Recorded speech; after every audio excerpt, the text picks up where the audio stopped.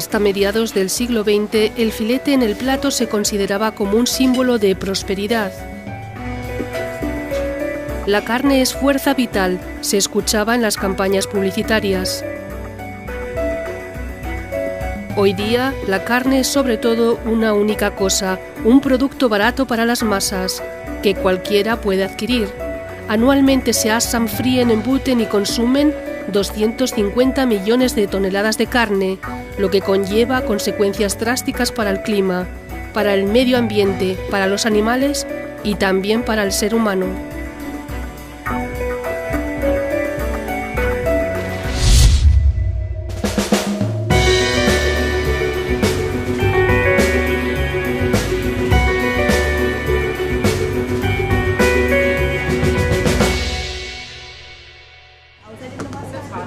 Desde el punto de vista nutritivo, la carne, según de qué clase sea, consta de hasta un 10% de grasa, aproximadamente un 20% de proteínas y un 70% de agua. Además de ello, contiene hierro, potasio y sodio, así como vitamina A, B, D y K. Son, por tanto, sustancias que nuestro organismo necesita para vivir. Sin embargo, ¿significa esto automáticamente que el consumo de carne es sano?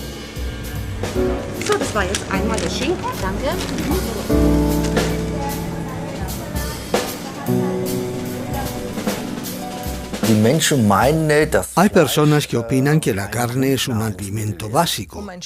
Para comer un trozo de carne, primero hay que matar al animal. Es una profesión. Eso es un mero trabajo y nada más, sin sentimientos. En principio, cuando se consume una cantidad media de carne, incluso aunque la carne sea de alta calidad, siempre se comen sustancias nocivas para la salud.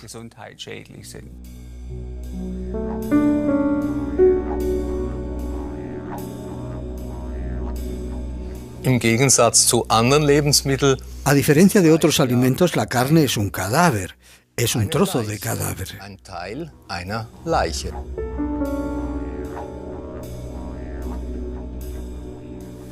La carne es siempre un producto de criaturas vivas.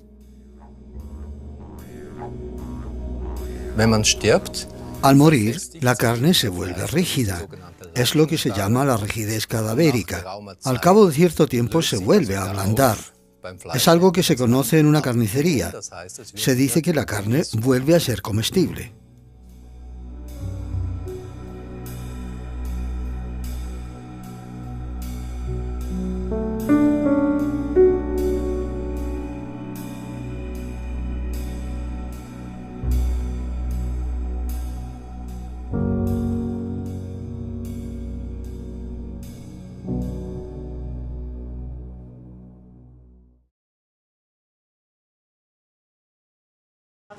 La carne por lo general se considera fresca cuando se vende en los mostradores. Mientras que en el año 1950 se consumían anualmente una media de 26 kilos de carne por persona, actualmente se consumen ya más de 60 kilos por persona al año. ¿Es posible que tal aumento no tenga consecuencias?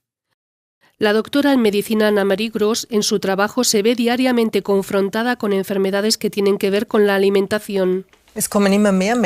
Cada vez acuden más pacientes con enfermedades cardiovasculares, con tensión alta, exceso de peso o diabetes mellitus. Enfermedades de las articulaciones y las enfermedades tumorales también aumentan a pesar de los adelantos de la medicina moderna. Estas enfermedades aumentan a la par que el consumo de carne.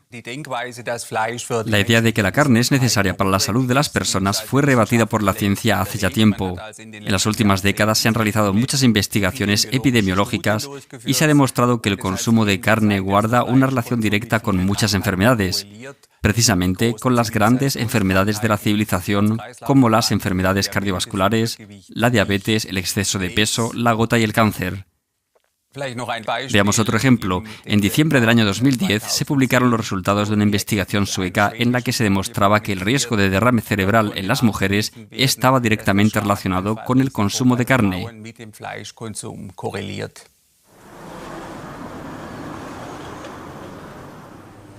El doctor Hans-Günther Kugler es director de un laboratorio de micronutrientes.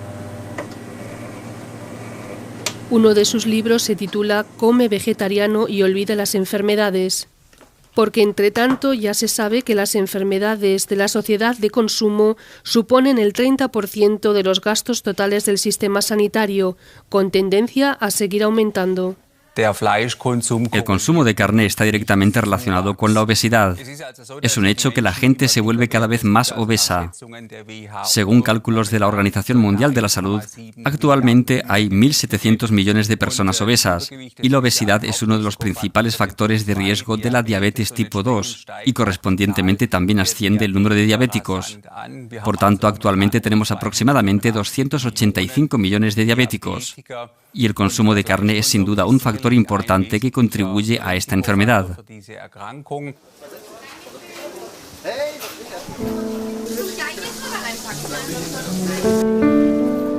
Las consecuencias de nuestra alimentación en la salud y la enfermedad han sido investigadas durante años por el profesor Klaus Leitzmann. El director emérito del Instituto de Ciencias de la Alimentación de la ciudad alemana de Gießen es autor de varios libros de texto, algunos de los cuales son obras fundamentales en materia de alimentación humana. Considerando en conjunto todos los alimentos cárnicos, se puede comprobar que efectivamente en parte constan de sustancias nocivas para nuestro estilo de vida actual, es decir, el colesterol se encuentra solo en los alimentos cárnicos. Las grasas saturadas se encuentran predominantemente en los alimentos de origen animal. También por lo general y de promedio, en los alimentos de origen animal se encuentran más purinas, las que por último a través del metabolismo pueden producir gota. En mi consulta médica observo frecuentemente una relación directa entre las enfermedades de las articulaciones y el consumo elevado de carne. Las dolencias de las articulaciones hacen que las personas tengan que consumir muchos analgésicos o que tengan que caminar con muletas o con un andador. Hay más de 100 estudios que se ocupan con la pregunta de qué efecto tiene el consumo de carne en la aparición de tumores. Y lo que mejor demostrado está es su relación con el cáncer de recto y el cáncer de intestino grueso. La cantidad de carne, es decir, la dosis diaria, es la que determina el riesgo. El segundo tipo importante de tumor es el cáncer de estómago, en cuyo caso se ha demostrado que con un consumo de 100 gramos de carne al día puede elevarse en un factor aproximado a 5 el riesgo de contraer cáncer de estómago. Argentina y Uruguay están entre los países de mayor producción y consumo de carne vacuno de la Tierra. Y justamente estos países cuentan también con el mayor índice de cáncer de mama y de intestino. No es una prueba, pero es un indicio. El doctor Hans-Günther Kugler analiza las posibles causas. Hay diferentes sustancias que favorecen el crecimiento de tumores. Por ejemplo, el hierro en la hemoglobina favorece la formación de radicales libres y los radicales libres perjudican al ADN. Luego hay también asociaciones llamadas heterocíclicas, aminos aromáticos, que surgen, por ejemplo, al asar y al freír la carne. Y esas asociaciones conducen luego a mutaciones en la herencia genética, lo que por su parte puede producir cáncer.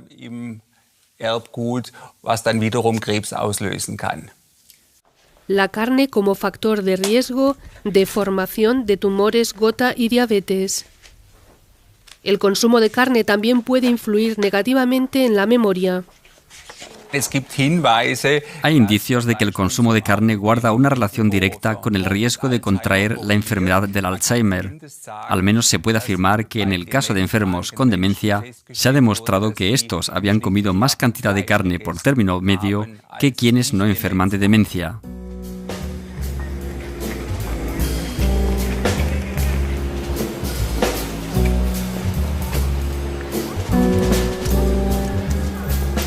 Por tanto, desde un punto de vista médico, se puede decir que la frase «la carne es fuerza vital» es una afirmación imprudente y además absurda.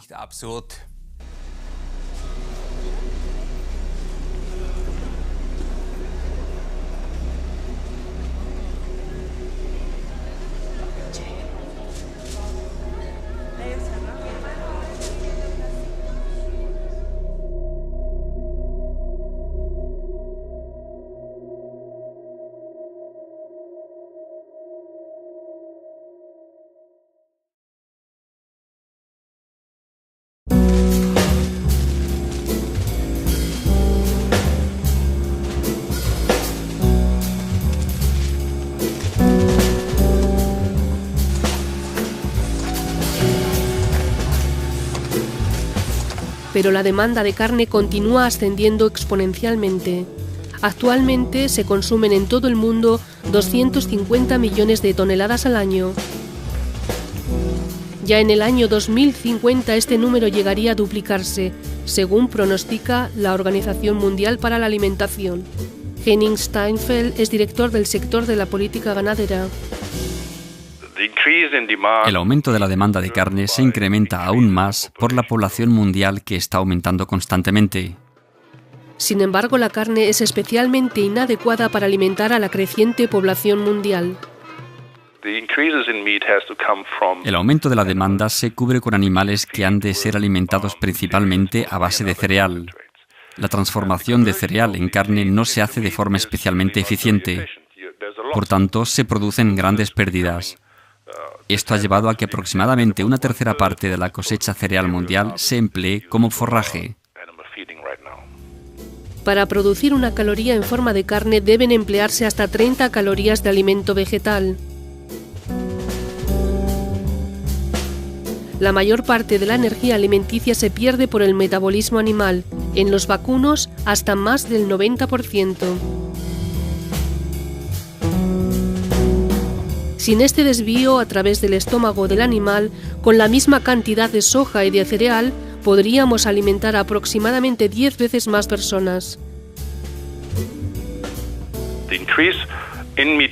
El incremento del consumo cárnico hace que los precios se disparen. Debido a los precios tan altos, es difícil para los pobres abastecerse suficientemente de alimentos. 6 ovejas, 8 vacas, 25 conejos, 33 cerdos y 720 gallinas. Este es el promedio de animales que consume el europeo en el curso de su vida.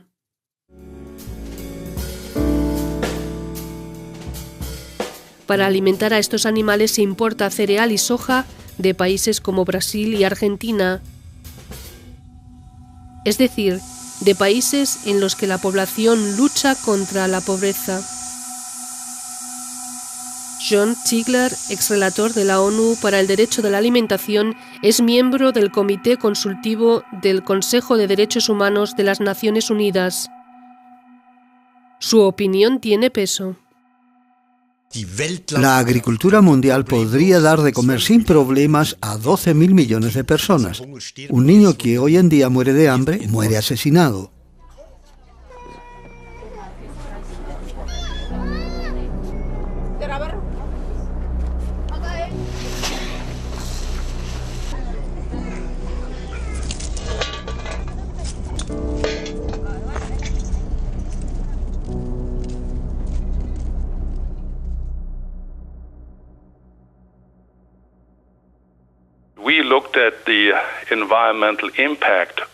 Hemos investigado los efectos de la producción ganadera global sobre el medio ambiente, especialmente las emisiones que afectan al clima, el consumo de agua y la biodiversidad. En conjunto, la ganadería es responsable por el equivalente a la emisión de 7.100 millones de toneladas de dióxido de carbono. En aquel tiempo correspondía al 18% de las emisiones totales de efecto invernadero causadas por el ser humano. En ellos hay que nombrar en primer lugar al dióxido de carbono, mientras que lo más grave es que la ganadería intensiva contribuye en una gran medida a la deforestación.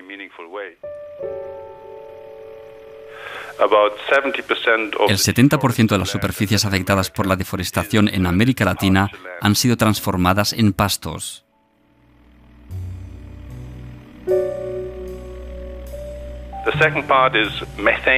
En segundo lugar está el gas metano.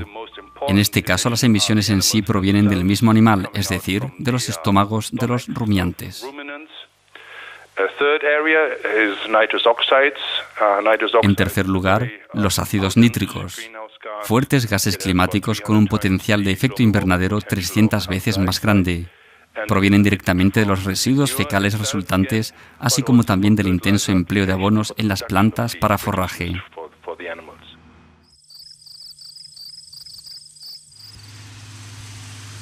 En 2006, Steinfeld publicó el informe de las Naciones Unidas titulado Livestock's Long Shadow, o La larga sombra de la ganadería. De este modo se supo por primera vez a nivel mundial qué parte tenía solo la ganadería en la producción de gases perjudiciales al clima. Las emisiones anuales de gas de una vaca europea son por promedio equivalentes a los de un automóvil de tamaño medio. Para producir un solo kilo de carne se emplean hasta 20.000 litros de agua.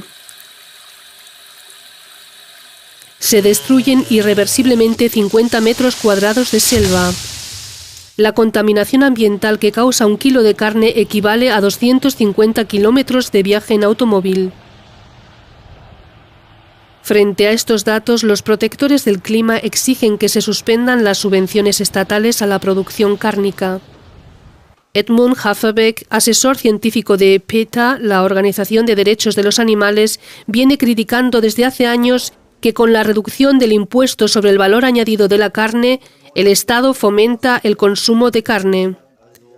En Alemania, por ejemplo, los productos cárnicos se gravan con un impuesto del 7% en vez del 19%. Además de este reducido impuesto del valor añadido, la producción de carne recibe muchas otras subvenciones adicionales. Ya solo en la Unión Europea, más de la mitad de su presupuesto está destinado a la agricultura y la mayor parte está destinada a la ganadería, a la producción de animales. Muchos ciudadanos no están de acuerdo con la actual política agraria y expresan abiertamente su desacuerdo.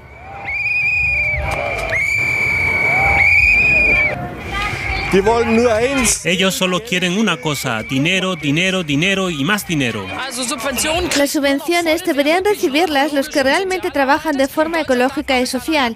Y Alemania, con su política agraria nacional, tampoco debería financiar los grandes establos de ganadería intensiva. Este sería el punto. La carne es peor que el alcohol, la carne es peor que el tabaco, la carne es peor que los licores. Y por eso, lógicamente, la carne debería gravarse con un impuesto cárnico.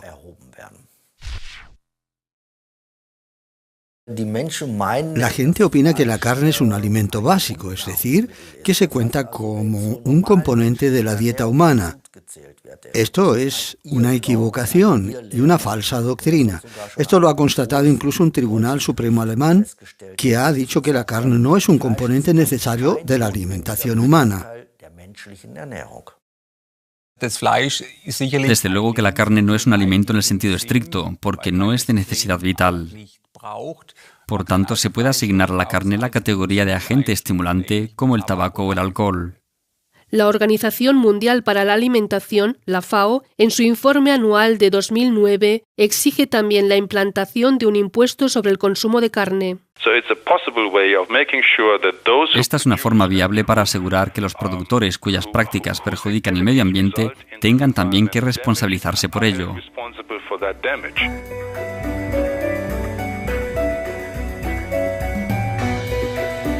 El cambio climático avanza al margen de esta discusión. Globalmente, la década entre los años 2000 y 2009 ha sido la década más calurosa medida, seguida por la década del 1990, que a su vez fue más calurosa que la de 1980. No se ha visto aún un cambio.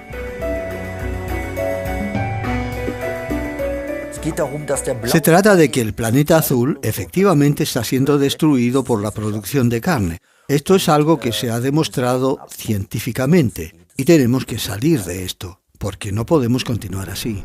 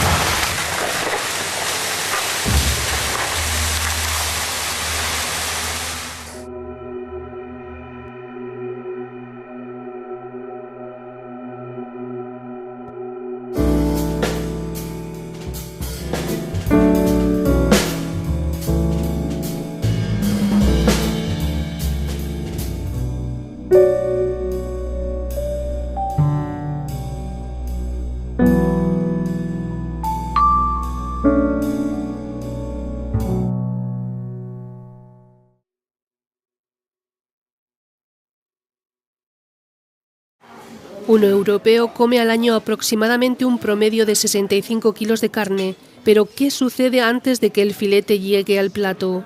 Edmund Haferberg explica lo que tiene lugar en mataderos y empresas de ganadería masiva.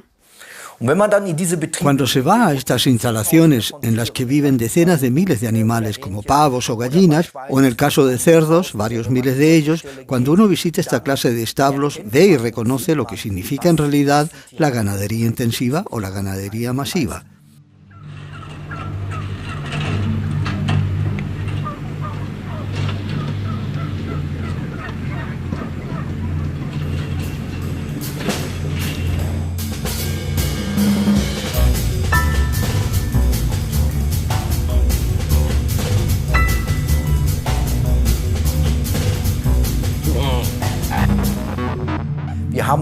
Hemos visto animales pudriéndose en instalaciones ganaderas de pavos y de gallinas, animales que yacen allí entre sus congéneres ponedores que simplemente se dejan allí y se pudren durante semanas. La tasa de mortalidad es de hasta un 10%, lo que significa que en el transcurso del periodo de alimentación de cría simplemente se mueren.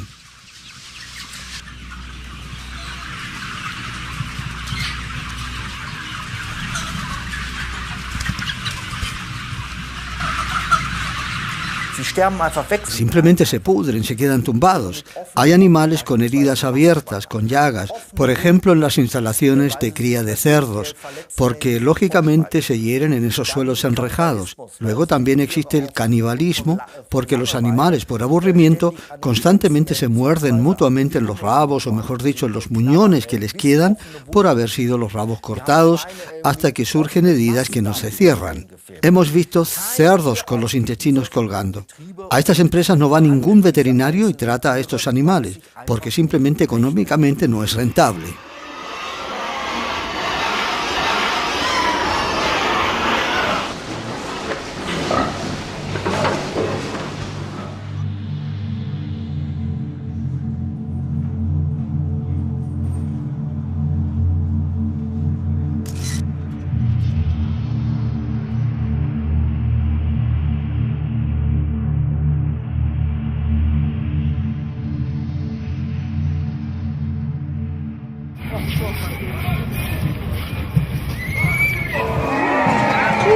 Cada vez más gente compadece ante la opinión pública defendiendo más derechos para los animales, como lo hicieron 22.000 manifestantes en Berlín. La ganadería intensiva es una auténtica tortura de animales, es una porquería. Y que luego se vende esa carne para que la coman los seres humanos, no encuentro palabras para expresar esto.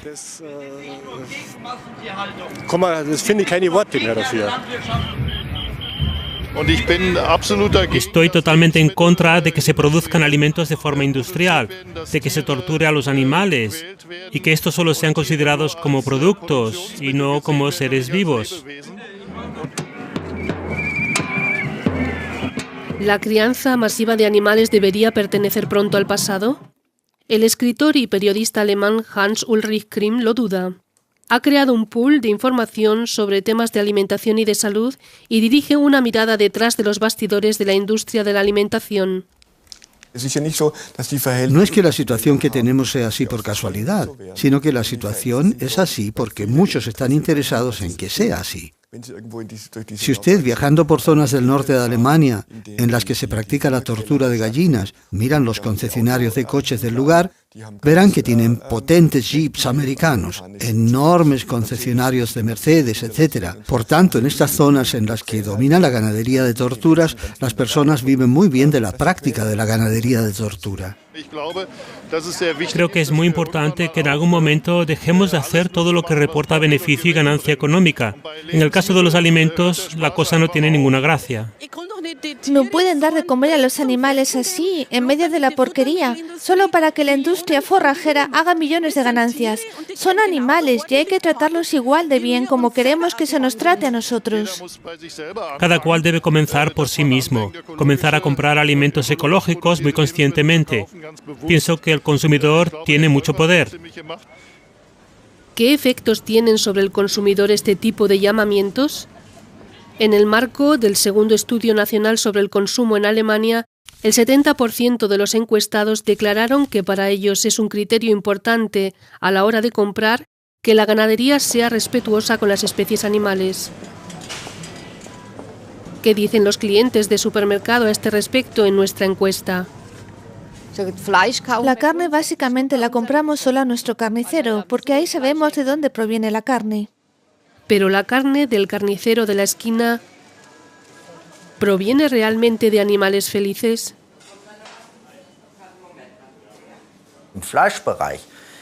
En el ámbito de la carne, el 98% de los productos cárnicos ofertados proviene exclusivamente de la ganadería convencional. Solo un 2% proviene de la llamada ganadería biológica, y también la ganadería biológica es ganadería intensiva, solo que algo mejor y con un forraje algo diferente, pero nada más. Y por eso todo el mundo debe comprender que los productos cárnicos normales son productos de ganadería intensiva, masiva. ¿Cambiaría el comportamiento del consumidor si en el envase, en lugar de animales felices, se mostrara la drástica realidad? ¿Qué piensan sobre una propuesta así?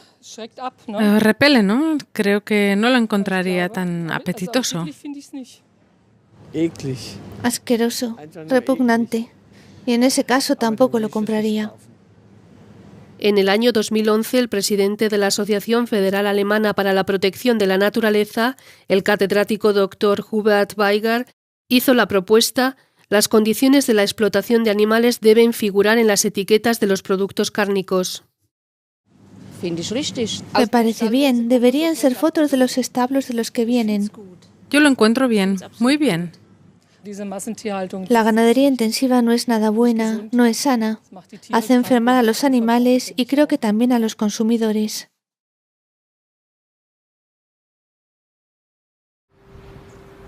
Al consumidor se le ahorra ver la matanza que queda confinada a los mataderos.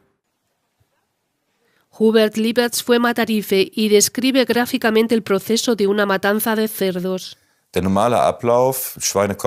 El proceso normal es: los cerdos llegan, son descargados, entran al establo y luego viene un dispositivo rociador, previamente con gas. En menos que dura un Padre Nuestro, el Padre Nuestro de la muerte. En mis tiempos lo hacíamos con una tenaza, con la tenaza eléctrica. Se mojaban los cerdos y luego entraban y eran anestesiados con las tenazas. Una electrocución, se contaba hasta 23 segundos bastaban. Luego se colgaba a los animales por las patas traseras. La siguiente estación era darle la estocada.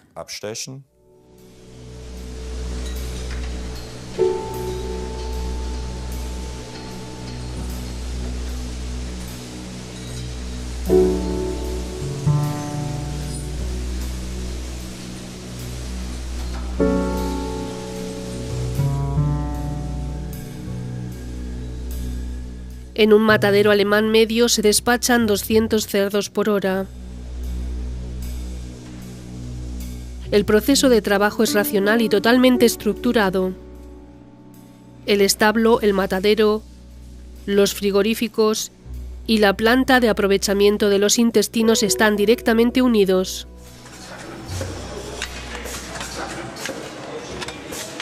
Dann kamen sie in die Brühmaschine, wo sie gebrüht wurden. Luego van a la planta de escaldamiento, donde los animales son escaldados, a veces en una especie de gran olla. Luego al final pasan por los rodillos para quitarle las cerdas, tras lo que pasan por un soplete para quemar el resto de los pelos. Luego se prematan, es decir, que se cuelgan de modo que quedan prácticamente colgados hacia abajo, también de las patas traseras. Se separan las piernas para despojarles mejor las entrañas. En este proceso también se les corta la lengua, que les queda colgando. Se les sacan los ojos, las orejas y luego se despojan.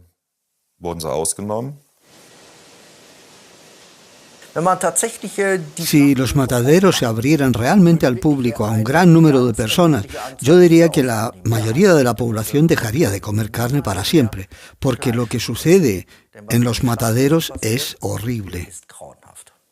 día de las puertas abiertas de un matadero. El director gerente de un matadero del sur de Alemania se esfuerza por más transparencia, pero manifiesta su expreso deseo de quedar oculto ante las cámaras.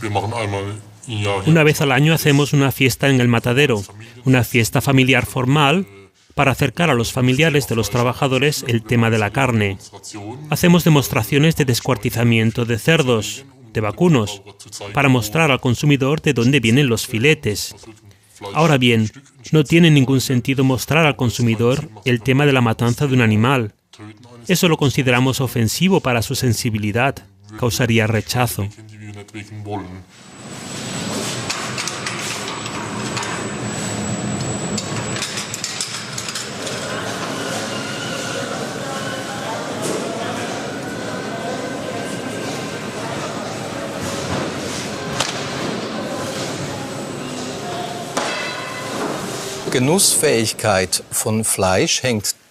El disfrute de la carne está muy relacionado con el hecho de que en el músculo no hay sangre. Normalmente se come carne de músculo y por eso no se mata del todo al animal antes de descuartizarlo. Se suele hablar de anestesia. Prácticamente se destrozan células cerebrales. Aquí en el caso de este vacuno arriba, en la zona de la frente, luego se cuelgan de las patas traseras, se secciona la arteria y se deja que el corazón de sangre bombee toda la sangre hacia afuera. Esto es muy importante en el oficio del matarife, que todas las arterias estén vacías de sangre. En otro caso, la carne sería incomestible.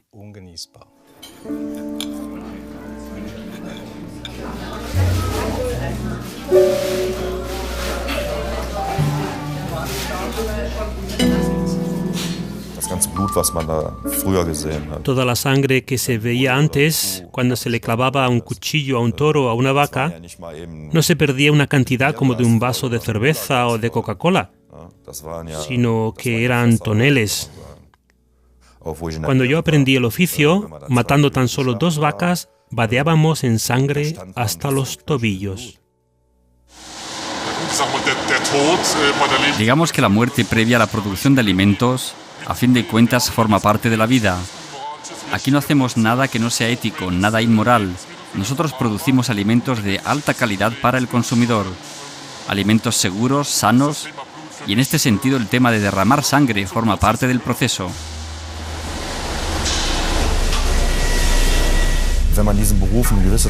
Cuando se ejerce esta profesión durante cierto tiempo, uno se embrutece si se queda solo en la tropa de matarifes.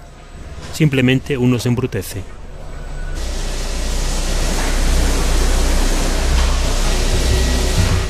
El proceso de la matanza. ¿Cómo matar de forma óptima? Esta es la realidad del día a día para cada operario de la cadena de matanza.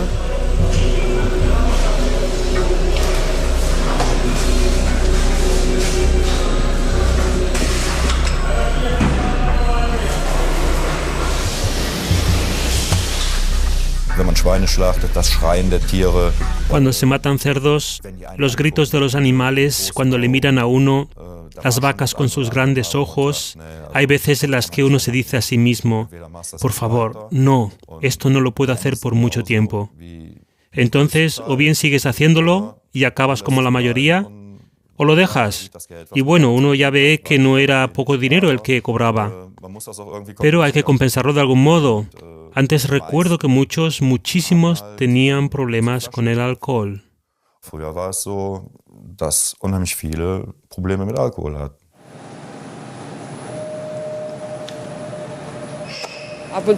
Como de vez en cuando un filete, si no conozco personalmente al cerdo, está bien. Cuando se come carne tampoco se piensa en que eso fue un animal. ¿O qué piensan ustedes cuando comen carne? No, no se piensa en eso, pocas veces. ¿En qué se piensa entonces? Pues en llenarse.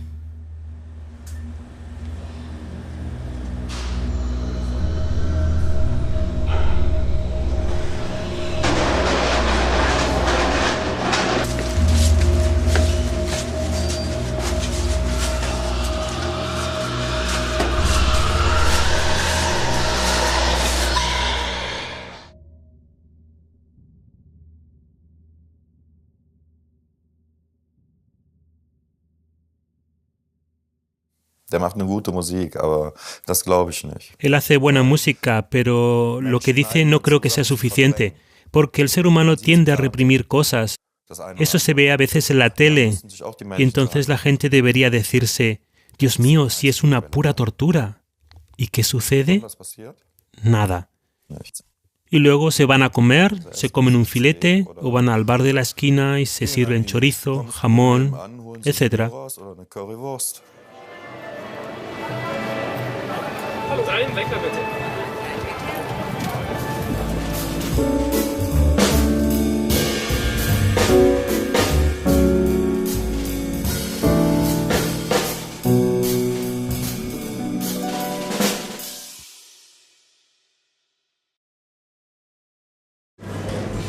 ¿La carne ecológica es la solución?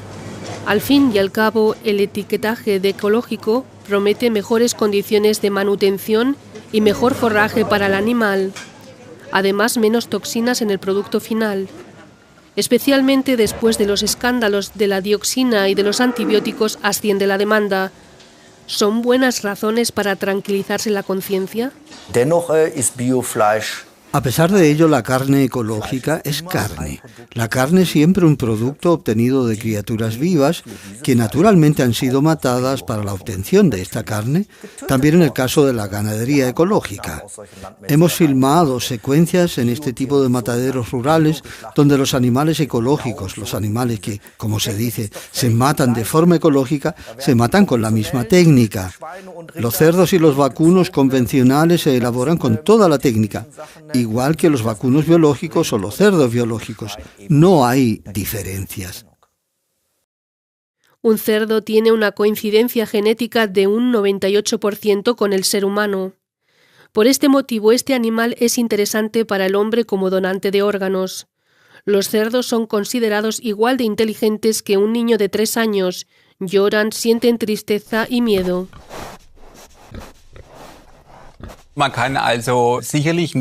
De ningún modo se puede torturar a animales y luego creer que la carne obtenida de ello es sana. Existe un principio muy sencillo, una ley natural muy sencilla que conocemos de las ciencias y que dice acción es igual a reacción. Es la ley de causa y efecto. La lucha con la muerte y el miedo a la muerte de los animales hacen que en el cuerpo del animal aumente la segregación de hormonas del estrés. Un estudio de Grecia, el estudio de Ática, demuestra que hay una ostensible relación directa entre el consumo de carne y el miedo. En este estudio se investigó cómo el consumo de carne tenía un efecto sobre el estado psíquico. Se manifestó que el consumo de carne tenía una relación directa con el desasosiego en la mayoría de las mujeres. En mi consulta hago experiencias parecidas. Hay pacientes que dicen que cuando comen mucha carne están más irritables, más agresivos.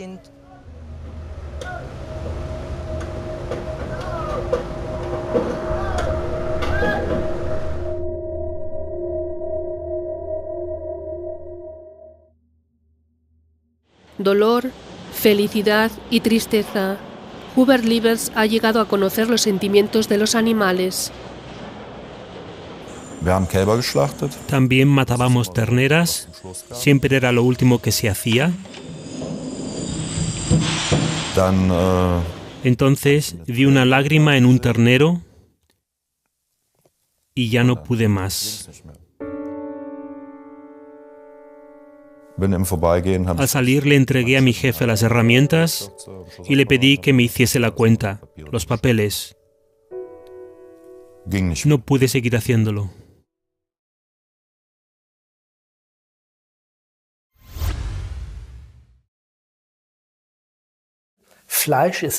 La carne es vital para el productor de carne, pero no para la población. Muchas personas ya son conscientes de las ventajas de la alimentación vegetariana. Encuestas hechas en Alemania en julio de 2010 han dado como resultado que el 51% de los alemanes quieren comer menos carne en el futuro.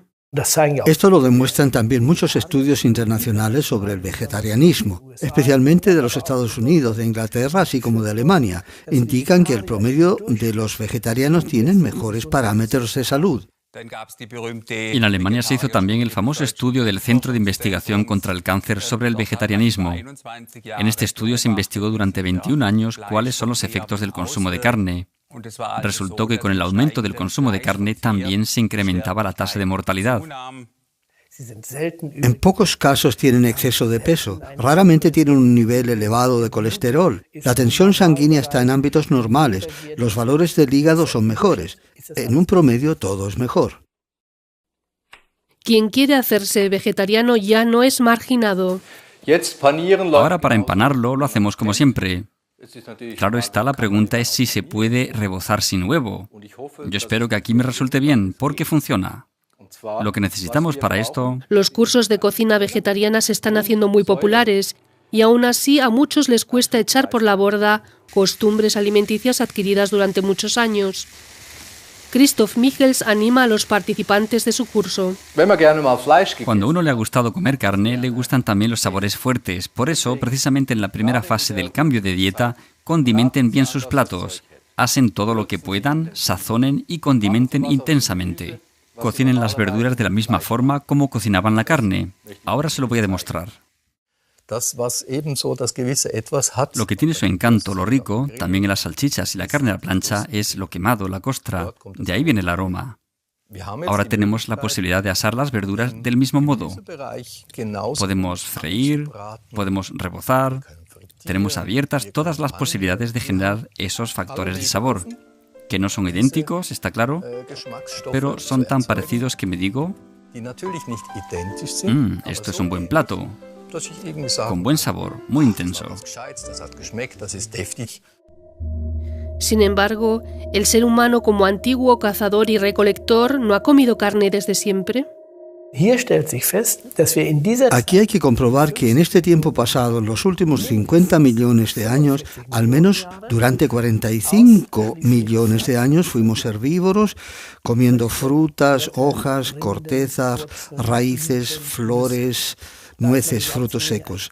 Los científicos están bastante de acuerdo en ello. Todo este tiempo de desarrollo tan largo, naturalmente ha marcado nuestra anatomía, el cuerpo, así como nuestra fisiología, el metabolismo. Si comparamos los típicos animales carnívoros y los típicos animales herbívoros, comparados con los datos fisiológicos y anatómicos, preguntándonos luego ¿en qué grupo se incluye mejor al ser humano? La respuesta es clara: corresponde mejor al grupo de los herbívoros. A mí siempre me ha gustado comer bien. Antes comía carne, hoy soy vegetariano. El placer de comer no se queda corto de ninguna manera. Se disfruta maravillosamente. Lexi.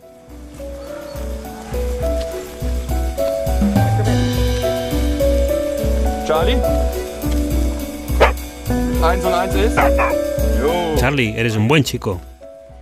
También Hubert Lieberts ha dejado de comer carne. En su dieta actual se encuentran principalmente platos vegetarianos. Con su nueva profesión como entrenador de perros ha llegado a conocer mejor a los animales. Ven aquí, cariño.